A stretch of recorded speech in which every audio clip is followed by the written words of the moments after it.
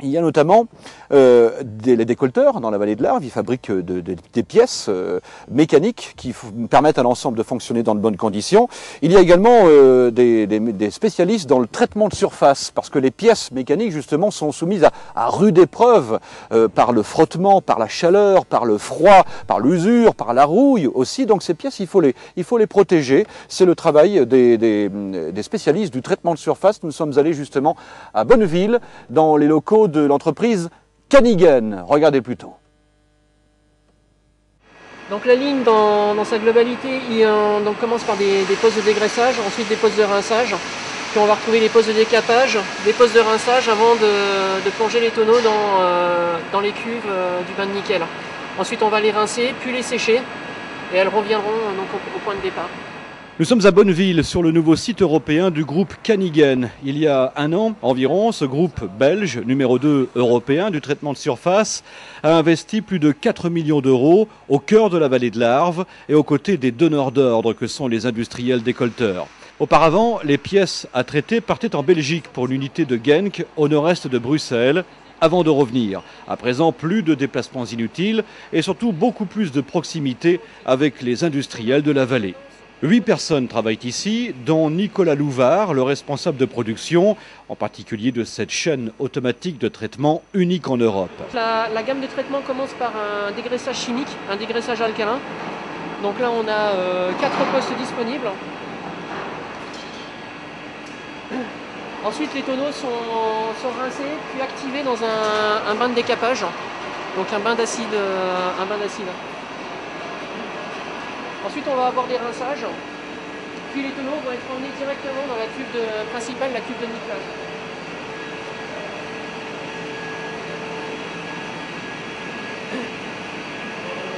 Donc là, c'est la cuve de nickelage, la cuve principale.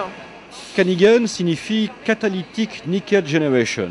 Le procédé a été développé aux États-Unis dans les années 50. Il constituait alors le premier nickel chimique utilisé dans la protection des matériaux. C'est une réaction chimique qui permet en fait de transformer le nickel qui est en solution sous forme métallique. Donc on le retrouve sous forme métallique sur une pièce comme de l'acier. On a un aspect métallique comme de la bijouterie, comme de la pièce mécanique. On retrouve son aspect métallurgique en fait. Le but, quand on fait du nickelage chimique, ça peut être divers. Ça peut être la résistance à la corrosion, ça peut être la résistance mécanique, ça peut être la résistance à l'usure. Ça peut être du glissement. Les ions de nickel au contact du phosphore entraînent une réaction autocatalytique, comme on peut le voir sur ces images, dans le laboratoire de Canigen à Bonneville. Avant de mettre en route la ligne de traitement, Nicolas Louvard procède à quelques derniers tests concernant notamment les dosages. Des dosages qui sont différents évidemment selon ce que l'on attend du traitement. Une bonne protection contre la corrosion, une plus grande dureté, une meilleure résistance à l'usure ou encore une plus grande résistance à la chaleur.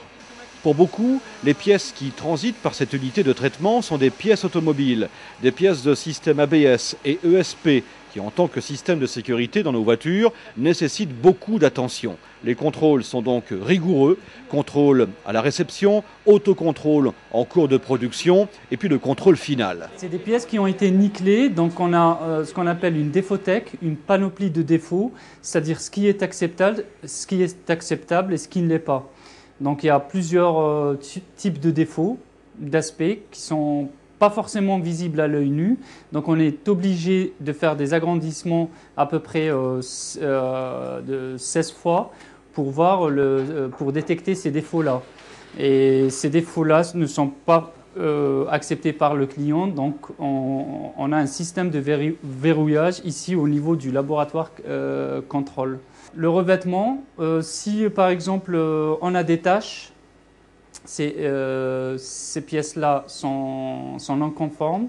Si on a par exemple des impuretés, sachant que c'est des pièces de sécurité, il ne faut pas qu'il y ait d'impuretés à l'intérieur de la pièce ni à l'extérieur d'ailleurs. Ne serait-ce que de la poussière. Ne serait-ce que de la poussière, ce qu'on appelle de la contamination extérieure. Donc c'est un critère de non-acceptation des pièces.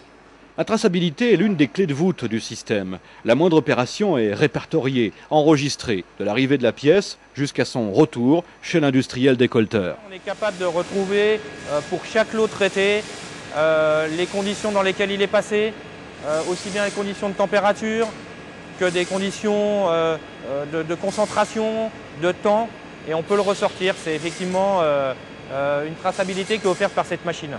Cette procédure de management de la qualité est particulièrement rigoureuse. Elle a d'ailleurs été récompensée par le certificat ISO 9001 version 2000.